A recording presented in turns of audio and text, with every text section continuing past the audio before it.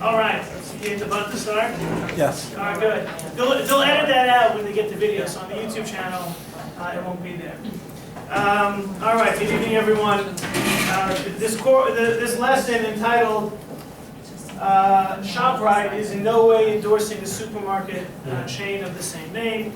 I thought it would be fun to have this really as a site visit and do some shopping and to see how everyone in action shops and haggles and bargains and the like. But instead we're just doing it here, sorry. We're going to discuss, as the course has mainly been focused on, because the title of the course is Living Jewish. We've been talking about certain legal responses, we've also been talking about Jewish values. And here, we're going to see the letter of the law and the spirit of the law play itself out in terms of the Jewish approach to a consumer ethic.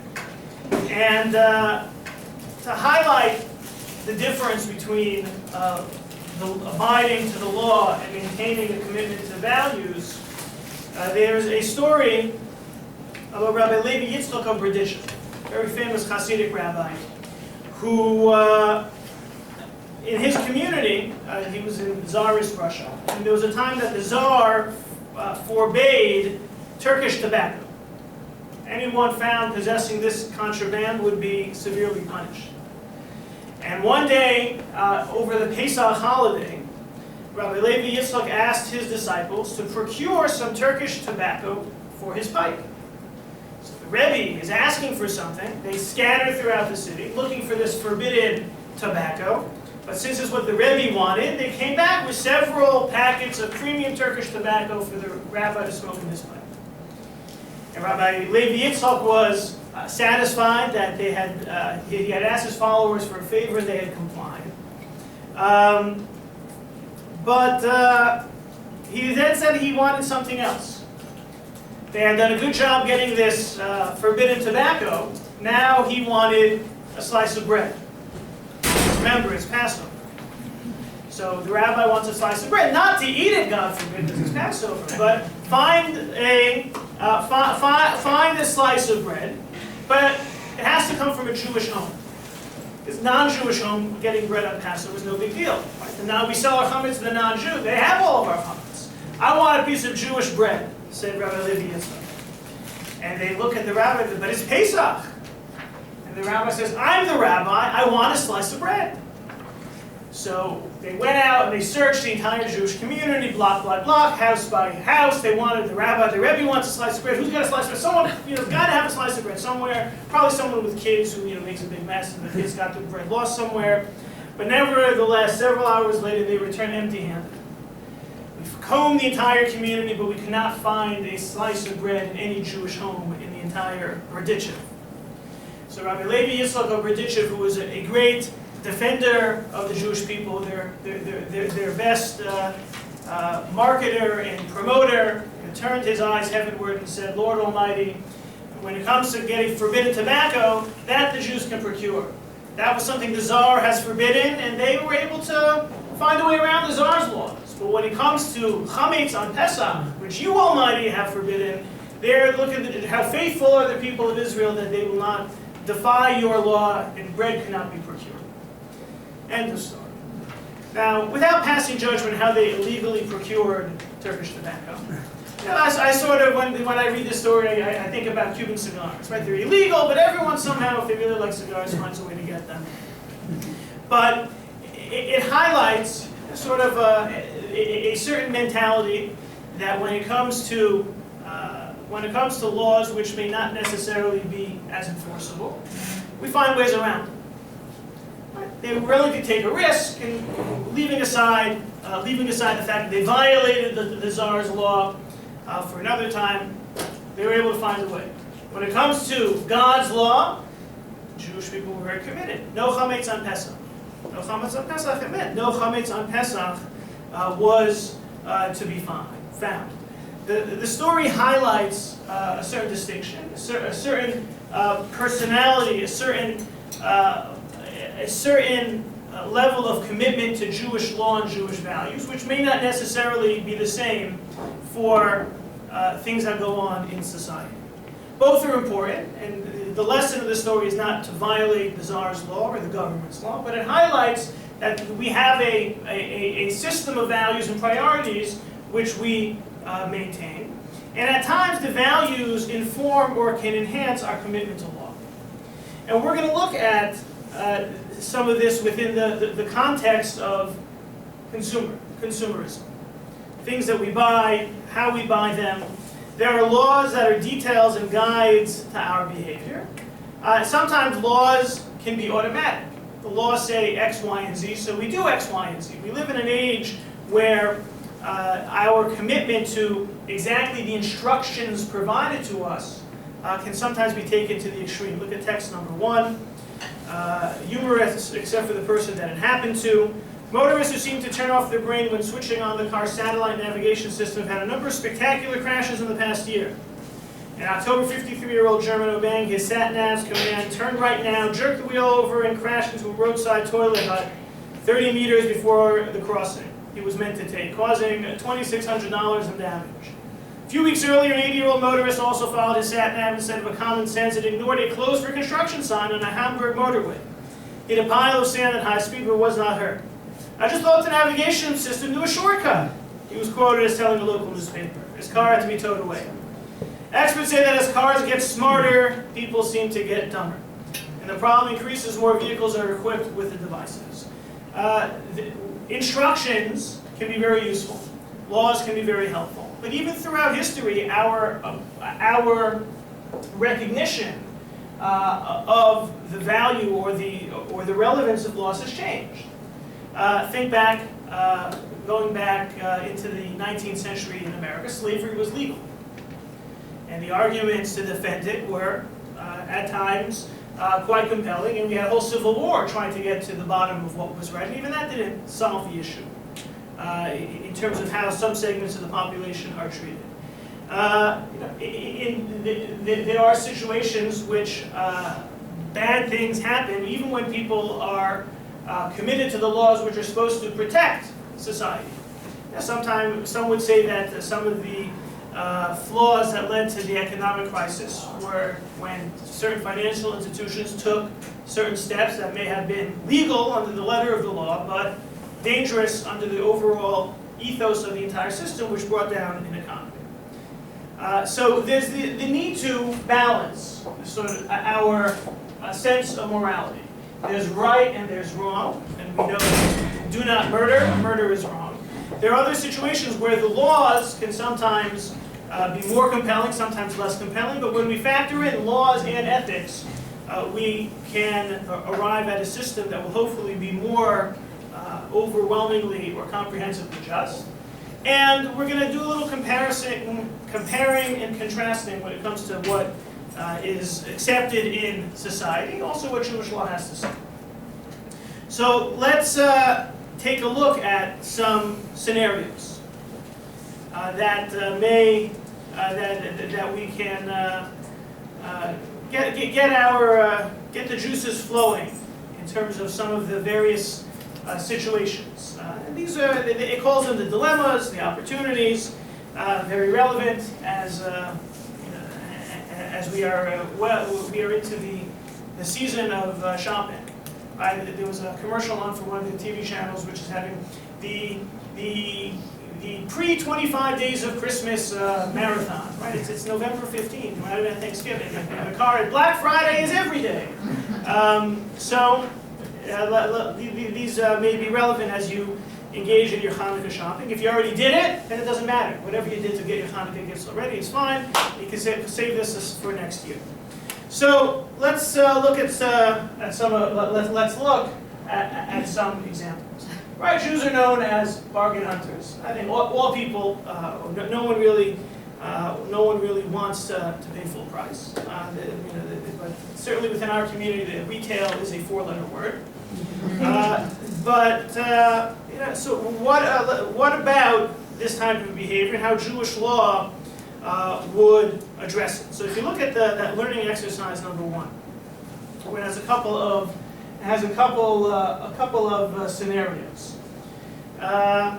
David's neighbor is moving and needs to sell his washing machine. David tells his neighbor, I know the machine is worth $500, but I'll only take it if you give it to me for $200. The neighbor agrees, explaining he's doing so because he's in dire need of cash. Is David's behavior appropriate? Yes or no? No. Yes. All those who say yes, raise your hand. All those who say no, raise your hand. Okay, you're in the minority. But we're just getting going. Look at the second example. Martha's looking to purchase a used car. She sees a car she likes, priced by the owner at $7,000. She knows the vehicle's Blue Book value is $12,000. Can she purchase the car without notifying the seller of its true value?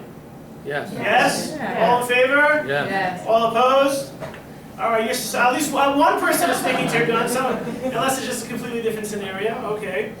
If you responded no to this situation, what if Martha were to inform the seller, I'll purchase the car for $7,000 with the stipulation that you consent to the price regardless of the vehicle's true value? Sippy, would that be okay? Okay, fine. So everyone now has said yes at least once. 4, diamond ring at a local garage sale says $10 at best offer. Clearly the seller thinks it's fake. Would it be appropriate for Larry to feign ignorance and buy it for $10? All in favor? Yes. All right, we have some real bargain hunters here. All opposed? All right, a lot of you aren't voting. That's not allowed. Yes, no, I'm still reading. I'm still reading. Yeah. yeah, he can Okay. feign ignorance. Yeah, wow. Act fast. You can? $9.99 for an iPhone, no strings attached. Would it be appropriate for you to take advantage of what appears to be a pricing error? No. Yes? Yeah. Very good. Hello. There was a situation about a year ago, August 2012, where El Al, it wasn't El Al, it was one of the travel sites that was selling tickets, had something like a $350 fare. Yeah. And thousands of tickets were sold before El Al noticed, and the question was, can you take advantage of those tickets or not? You really Of should. course. Hello versus Amazon, though. You see how you speak differently. Well, sometimes when this happens, some people were thinking, well, the airlines are always out to nail us, so this is right back in. I want to say something, it's totally not, I mean, it's not irrelevant, but so Right. I work in valuation, and US GAAP, the body that Right. governs us, has a definition of what fair value is, and one of Okay. the definitions is it has to be a willing buyer, willing seller, with equal knowledge, Right. and under no compulsion to sell. Right. So some of these situations are, that one of them is under compulsion to sell, they don't have Okay, equal all right, knowledge. so it's, So it's not just it's Judaism. correct, and Yeah. we're gonna see. In general, with the airlines all enter into agreements with whoever it is who's selling their tickets that they have to stand by whatever fares that are listed and have to go by them. So technically, El Al had to honor those fares. So is that enough of a reason to allow us to get away with it? We'll come back to it. So that's bargain hunting. What about window shopping? Look at text number 2. Lots of people enjoy saving money by shopping online. The prices are often lower in many cases. There's no sales tax and little or no shipping charge. But while free market forces prevail, there are growing problems with the after effects of this market shift to internet sales. It's becoming commonplace for customers to go into a store, examine a product, get educated by a sales clerk, and go home and order the product online. Instead of feeling bad for taking the time of someone who's trying to make a living, many people feel righteous about it. They say things like, I'm not going to get ripped off. They simply don't think about it at all. I have a friend who owns a shoe store, and he tells me that people come in all the time, try on some shoes, spend half an hour with a member of the sales staff, and they've made a choice. They announced they're going to order the shoes online. That's good, something to boast about. Boasting to your friends is one thing. Boasting to someone who has just spent time trying to help you is rude at best. So, let's look at some of the window shopping. Learning exercise 2. Sarah's looking to purchase a new computer. Her research indicates the best deals are available on the internet. However, Sarah wants to see the various computers live and in front of her. Would it be appropriate for her to go window shopping at Best Buy? Yes. Yes? Anybody say no? No. We always need a contrarian, okay? Well, we'll come back to make sure you remember your rationale. If you responded yes, while at Best Buy, would it be appropriate for Sarah to engage a salesperson with questions about the various computers? Yes. So yes? No. Yeah. No? No. Yes. okay? Not with Is she gonna buy if you're online looking from on your Best own, Buy? but if Right. you're gonna take someone's time. Okay, so now you're taking, okay, so there could be a distinction. They have a price price match. match. She could buy online. What if she's gonna buy it from Best Buy? Okay, all right, so I think you're gonna buy from Best Buy online, then maybe there's more of a reason to allow the utilization of the salesperson's time, but remember, you know, so if there's any sort of commission add-on, then you're taking them away from someone who may actually buy and help them out, yes? I mean, here, I think if there's full disclosure, I think that eliminates any issue. Like- So full disclosure, Wait, I'm probably not gonna buy from you. Well, no, but- they, But then they're one, they have a not price gonna match. Okay, Two, you never know. right. Well, that, you know, things very much have changed. Certainly online has changed the rules of the game. You know, in general, once upon a time, it could be as simple as if you're going into a store, you're either going to buy there or not. And to go there and to have no interest in buying it, to waste someone's time is a problem. But now, there's so many different variables. Like you said, there's a price match guarantee. So therefore, you know, you want to know as much as possible, then they may have the best price, you will come back to them. Or they may be willing to match the best price and you'll still buy it from them. So there certainly is a lot of gray area to cover, yes. So if you talk to the retailers, they'll tell you it's difficult to get potential buyers into their store, and they'll just take you on any terms. If they can get you in there, you're willing to come in there, even if you're not intending to go, they want you to come in. Okay, so I think that speaks to the They want you to changing come in, so realities you buy. that they want you in the store because, They want you to I don't know buy. if you remember, a couple years ago, Circuit City went bankrupt and was sort of, yay, Best Buy, yeah, now Best Buy's in danger of going bankrupt. There's no certainty in today's market reality. You gonna say something, Nathan? Sometimes you intended to go window shopping and the seller is so Right. knowledgeable and so nice that you just buy from him, just Right. couple. Right. Give them a chance, right? Right? Yeah, Also depend on whether the salesperson is on commission or not, 'cause if they're Right. salary and they've got plenty of time, right. then Not really waste- If it's only on salary, they may actually be viewed as better salespeople, the fact that they're engaging customers. You may be doing them a favor, even if you don't buy anything. Yeah, but they're judged by how much they sell, not by how much they talk. Right, okay.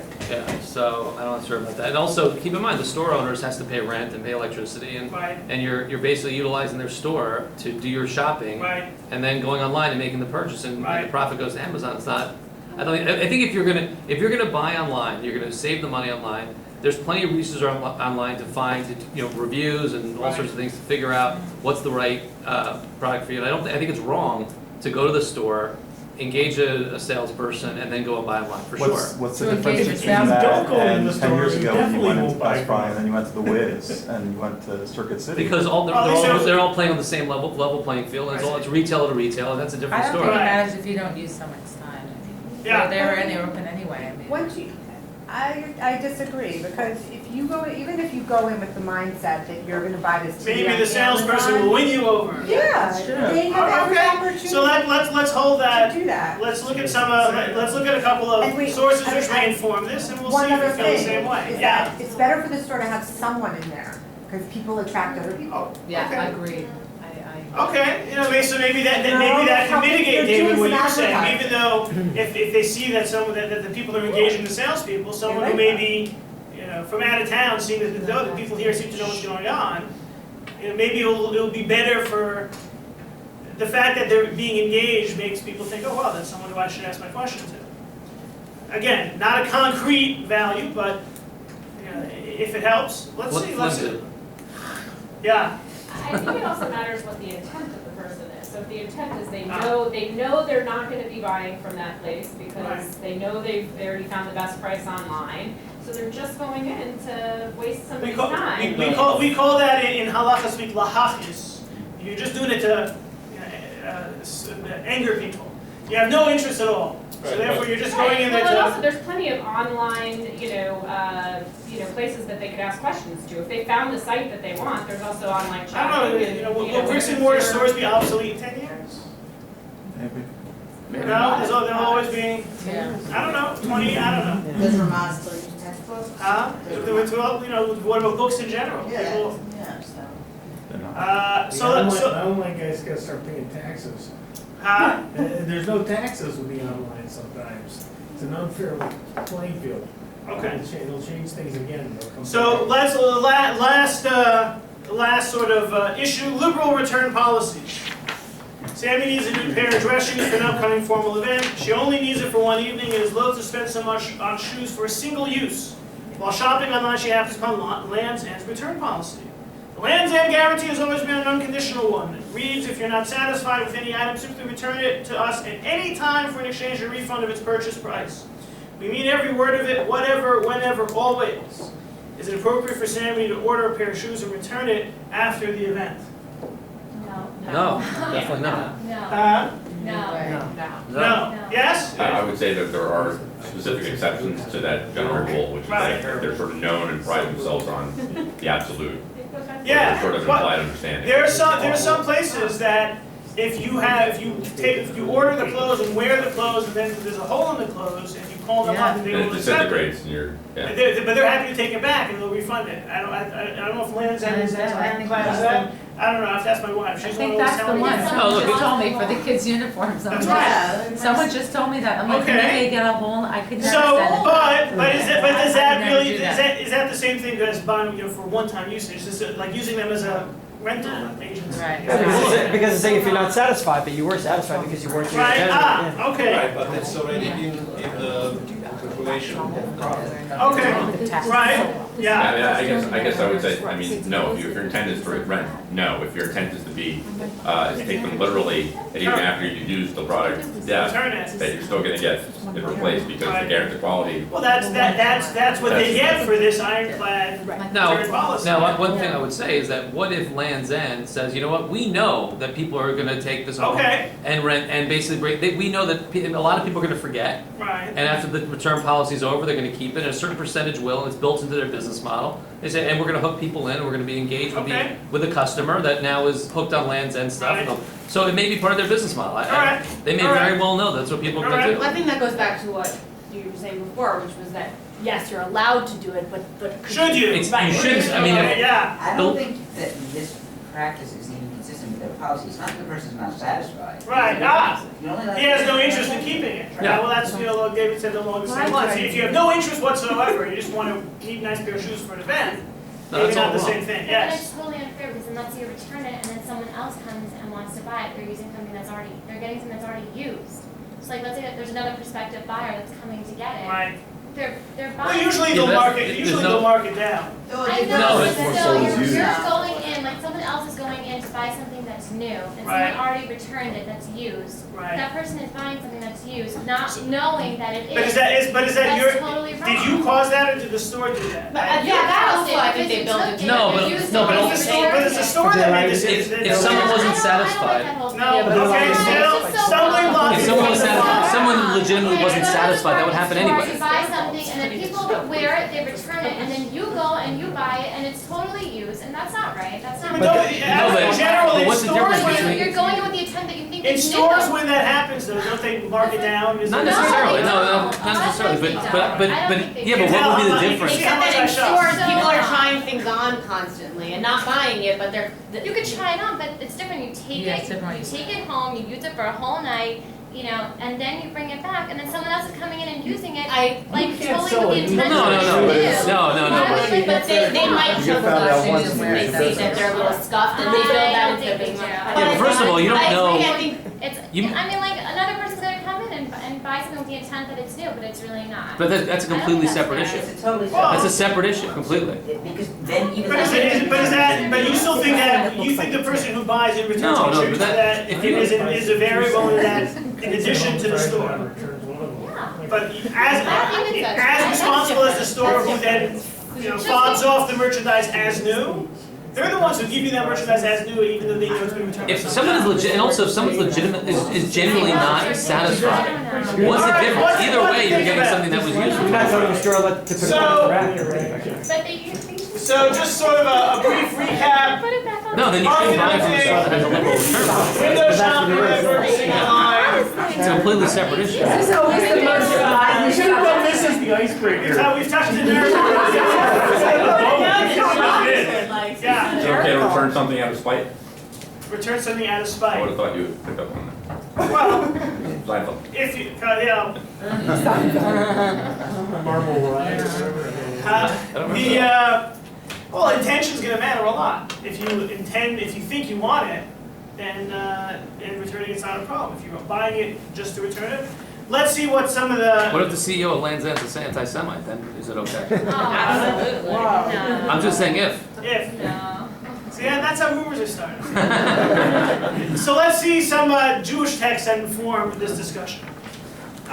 In general, if everything is above board and nothing is left out of any of a transaction or any sort of arrangement, then it's okay. Look at text number 3. All stipulations that pertain to monetary matters are binding. Right? If everything is out there and nothing is hidden, then it's fine. So if you are selling a yacht and you say, I'm happy to sell this yacht to you for $1, and I said, wait, this is a yacht, it's a big boat, it's really worth $40,000. You really want to say, yes, I want to sell it to you for $1. If everyone is fully, and the guy even has a psychological test, he's not insane. If everything is above board, see, yacht, above board. If everything is above board, then everything is binding. If we agree, then it's fine. If there's some level of deception or misinformation or some of the details are hidden, then it's problematic. And it's not only about monetary loss per se. There's something that in Judaism called genevat da'at. The idea of sort of stealing the mind, which means you can't have any false impressions. Look at text number 4 from Maimonides. It's forbidden to behave in a smooth-tongued, luring, and duplicitous manner.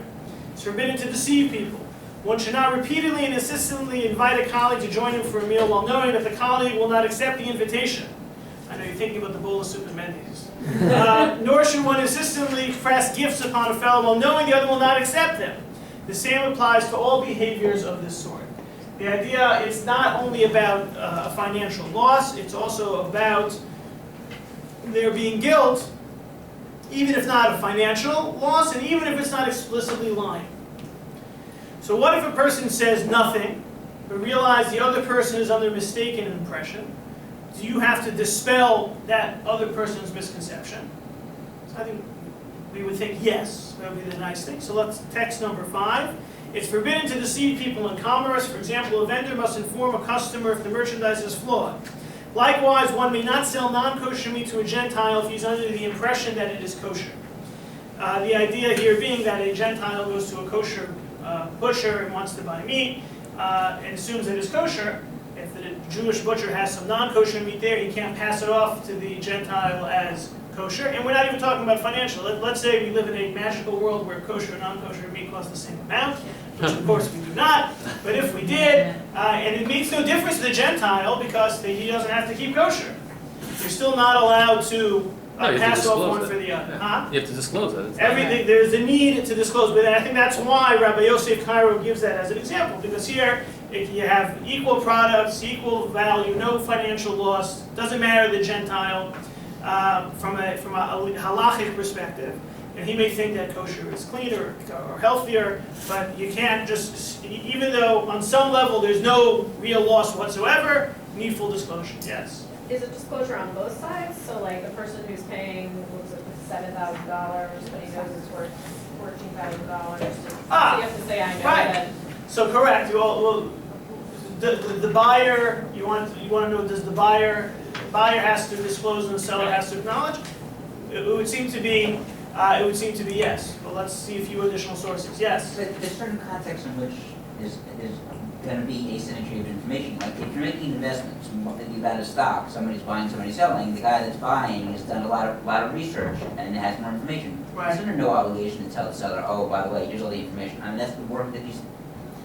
Well, so or does Judaism say that the seller has to educate the buyer in such a case, where if the buyer has done more research and then the seller knows. But it's not that they didn't have the opportunity to. They just, I mean, one person put more work into making that decision. So maybe the lesson is just be lazy and don't do the research, because ultimately whatever work you have to do, you're going to have to disclose. Right. So we're going to see, but I think we have to work towards that baseline level. If everybody knows, should be okay. Even when there is no loss in withholding from the withholding information, certainly if there's an explicit misinformation, that's something even where it's not just about the finances. Everything has to be above board. So in some of the cases that we saw before, if everyone says, oh yes, this is a diamond ring, and I'm going to buy it for $10, you say, sure, buy this very expensive diamond ring for $10. In theory, that works. That's a beyond example. What about lemon laws? What about the Jewish lemon law? So there are, when it comes to transaction is not valid if one takes possession of property with false pretenses, there's sort of two types of commercial deception. Mekach ta'ut, which is a mistaken transaction, withholding information about an item's defects. So if you don't tell someone, if you say that this cubic zirconium is diamond, or presented as a diamond, that would, if the person buys it, that's mekach ta'ut. It's not binding.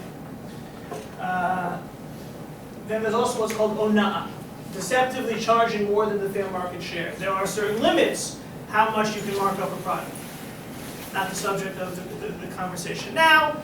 Certainly market realities play into it, but in general you're not supposed to charge more than 1/6 than something is worth. Determining the worth is a separate discussion, but basically for fair price, no ona'ah, no overcharging. And if the person does overcharge, then the transaction is nullified. Yes? What about something like with art, right, where there is, right? Well, I think it's worth nothing, and then someone pays $100 million for it. I think that market realities factor into this. I think Judaism would not necessarily embrace some of the profit margins which the marketplace endorses. It's sort of, I think that we're not communists, but I think that things of that sort, Judaism may value it as being ona'ah, as being overcharging, but there's a lot of latitude given to what the market would withstand. It's a market. Correct. Whatever one negotiates. Correct. So yeah, you definitely have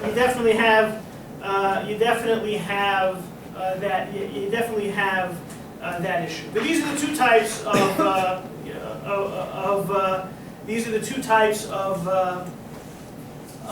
commercial deceptions which would invalidate a transaction. So sort of imagine the following: an optometrist was instructing a new employee on how to service a customer, how to charge a customer. So he says, as you're fitting the glasses, if he asks you how much, say $75. And if he doesn't pause or interrupt and doesn't faze him at all, say for the frames. The lenses will be $50. If his eyes still don't flutter, say each. So what would that be an example of? Overcharging. Overcharging. There's no geneva da'at, there's no mekach ta'ut, you haven't withheld information, you've just raised the price much more than is fair in this situation, taking advantage of a person being willing to pay so much for that type of material. So if the deception leads to undeserved financial gain, the deceiver has committed theft. And we have these two types of deception that play into it.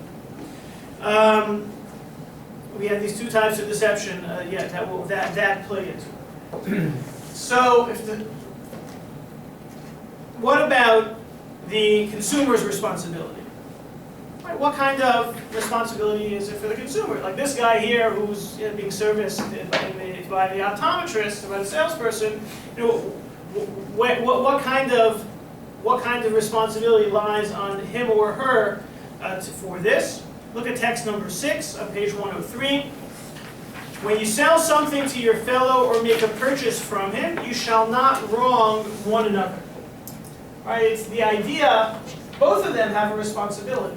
You shall not wrong one another. So clearly, the person doing the selling has a responsibility, but also the person doing the buying has responsibility. What kind of responsibility is there for the buyer? So a buyer has to, can't deceive the seller, can't underpay for merchandise, has to buy an item if the seller is unaware, cannot buy an item if the seller is unaware of its true value, and take advantage of a merchant's error. This is how Jewish law understands the consumer's responsibility. So we can start thinking, merchant's error, what about those halal tickets? What about the $9.95 iPhones? So it now comes time to try and apply some of the values that we saw, values that we've seen from the Jewish sources into our case studies. Huh? I hear what you're saying, but I think the onus should be on the seller. The seller.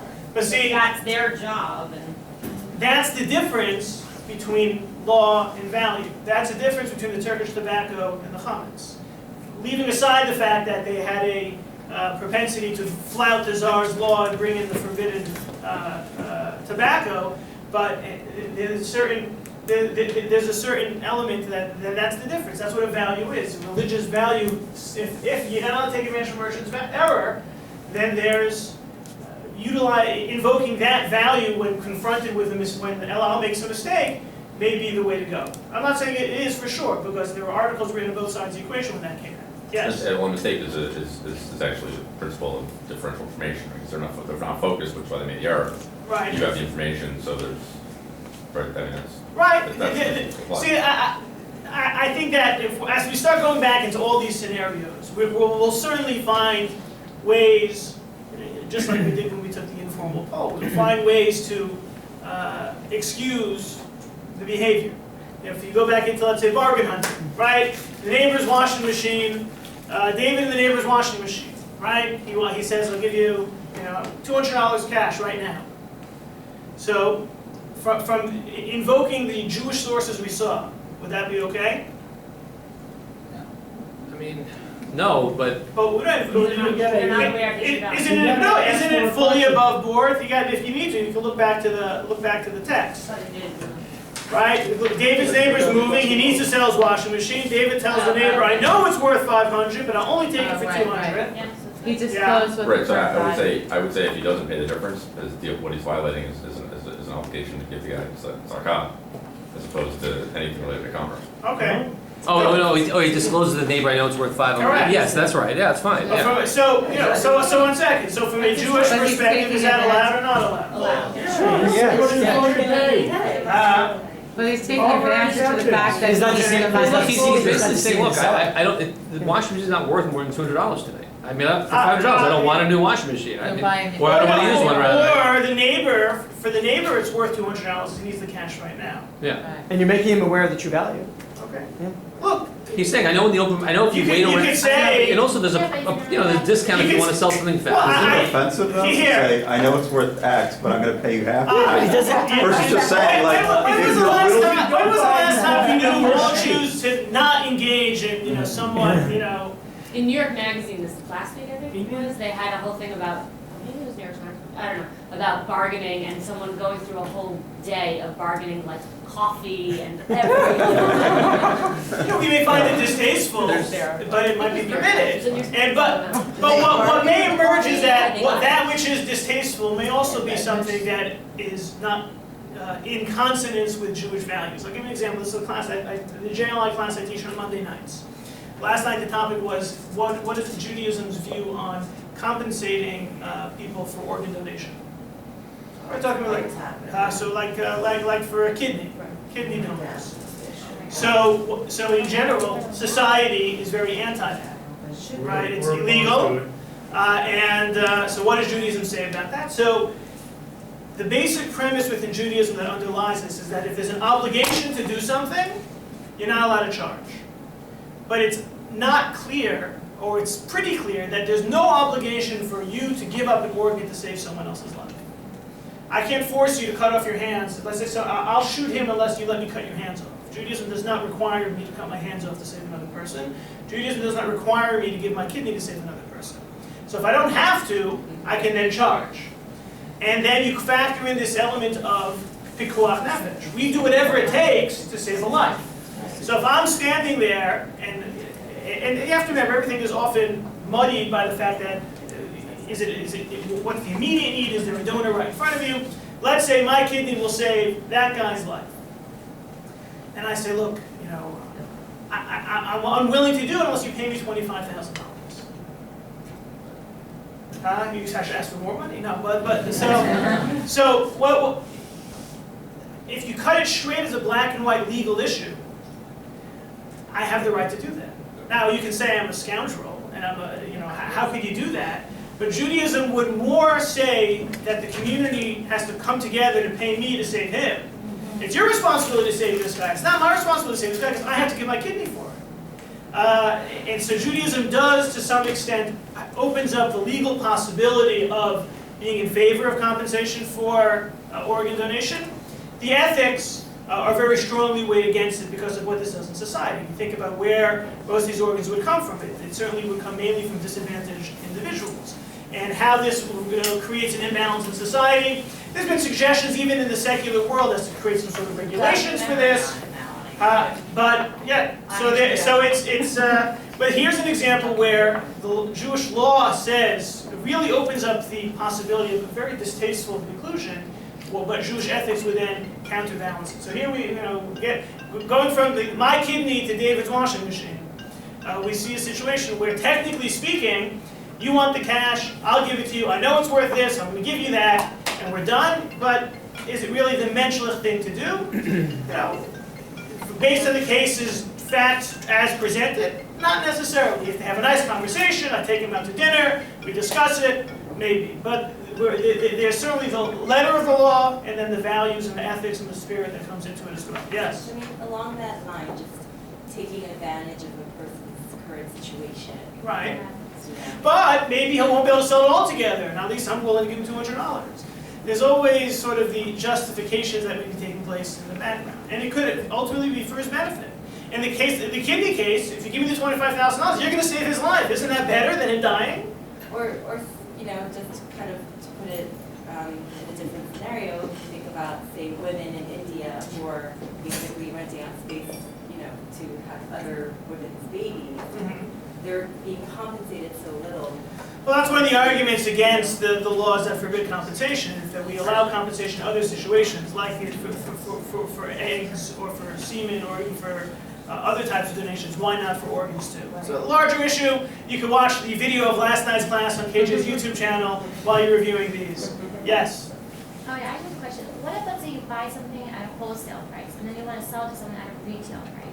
Are you halachically allowed to do that? Well, if it fits within the ona'ah context, you can sell it up to, those guidelines. 1/6 you can make. There is no profit Even margin allowed. though you bought it at a certain price, Well, that's and what, you're marketing it up. Isn't that what the economy is? I know. I'm just curious. Like, what is the Jewish perspective? You're on that? Are you allowed to you're allowed, mark up the price, you're, and then with that knowledge, sell to someone? within reason, within the guidelines of ONA, the answer is yes. 1/6 more, but I think what you're saying is if you buy it wholesale, can you bring it up to the Right? retailer? Can you sell Brand it at new. retail to someone? So then it's a larger discussion because you get to what about art and things. How much the market conditions allow you to mark up higher. Let's say Costco is able to sell you things in huge bulk, and you go to Dwayne Reed and it's twice as much for half the amount. There are a lot of issues that need to be addressed in terms of apples to apples versus apples to oranges. Apples to apples, you have 1/6 profit margin, but you have to remember being able to go downstairs to buy it somewhere that's open for 24 hours. That's a convenience. Correct. So you're But all that doing gets it yourself. But all that gets factored in. Meaning, if someone can go to you, like if the people in your building know they can come to you and get something, that's a convenience factor that you can add in to your profit margin. Right? The rules of ONA wouldn't limit you to, would allow you to expand your profit In the margin. case of Dwayne Reed, you're staying open 24 hours. You have to pay people to be on staff. Correct. 24 hours. All of the things You might be in a more convenient location. I think costs the more, rules of rent ONA wise. and the 1/6 are most easily understood. Just basically, it's worth X and charging Y without any of the other things. Without thinking the opportunity cost of you being able to offer it, all of those things separately. Yes? First of all, I'm surprised to hear 1/6 because you don't honestly believe that. I mean, everything's so much more. I don't know. I guess we don't live in a halachic society. Okay, and then the other thing is underpaying for merchandise. So there's a time value to money. So stores will price things really low to get rid of it. Right. So you wouldn't. So you would Okay, say no. It's but that takes you to full disclosure situations. Think of the case of the person who's selling the car, right? Selling it for $7,000. I know it's worth $12,000. So if I then say I will pay $7,000, but regardless of its true value, is that making any In this case, that's fine because they're saying the blue book value is $12,000. Everyone has equal access to the blue book, Okay, that's not a right. big deal. But Jewish law seems to demand you inform the person that you're making a mistake. How far do you have to go to inform the person you're making a mistake? Car's worth $12,000. Look, just because it says so in the blue book doesn't mean you're going to get it. Right. But leaving that issue aside, a lot of these examples have other variables. But it's worth $12,000. She's offering it for $7,000. What do I need to say to get that for $7,000? Remember, I could buy the $40,000 yacht for $1 if it's all above board. Right. So what needs to be articulated? Let's say I say I'll pay $7,000 to you for this car, regardless of its worth, value. You have to acknowledge that I'm paying you this no matter how much the car is worth. So you're giving her an opening to check what the true value is. Would that be enough? Yeah. Look at text number 7, page 104. The person tells his fellow, the transaction is contingent on your consent that you do not hold me responsible for ona'ah. The laws of ona'ah still apply. This is true when the precise amount that is being over or undercharged is not explicitly stated. In such an instance, the victimized party does not know the extent of the ona'ah and therefore cannot relinquish its claim. If, however, the statement is explicit, the laws of ona'ah do not apply because in monetary law, all conditions that are accepted by both parties are binding. So it would seem, based on this, that if I say, I'm buying this for $7,000, you should know that the blue book value is $12,000, and she says, okay, then you can do it. Not so sure many people will do that. Again, just because it says so, trust me, I've been involved in used car sales in the past, and you don't get the Kelly Blue Book value. Well, what about your principle on the board there? You can't underpay. So I think the idea, all things being equal, you cannot underpay without explicitly making sure the seller is aware that they're not being misled. New cars, the value is sort of easier to tell. Used cars, an illiquid market, the value is where the buyer and seller meet. Explain to me why any car is worth $500,000. I don't know. It's got 4 wheels and an engine, isn't that it? With the market, where the market clears. So what about Larry and the $10 diamond ring? Right, the ring is being offered for $10. Can you take advantage of it? Well, pretty much everyone said no. Look at text number 8. One who purchases an item such as an antique, whose value is not apparent to the untrained eye, and whose sticker price indicates the seller too is unaware of the item's true value, must inform the seller of the object's true worth. Otherwise, the buyer violates the prohibition against deception. The buyer did not inform the seller. It would appear the sale was predicated on an error and thus can be voided.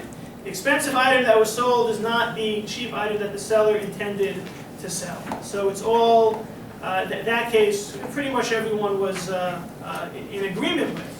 Yeah. The rabbi that was in the news like last week in Connecticut, because Right. he heard money be found in a Correct. So, New Haven, Connecticut, my hometown. But he's not a bureau that you're saying is obligated to surrender? No, because It wasn't disclosed, that's. no, but the person was not, the person had no idea that the money was there.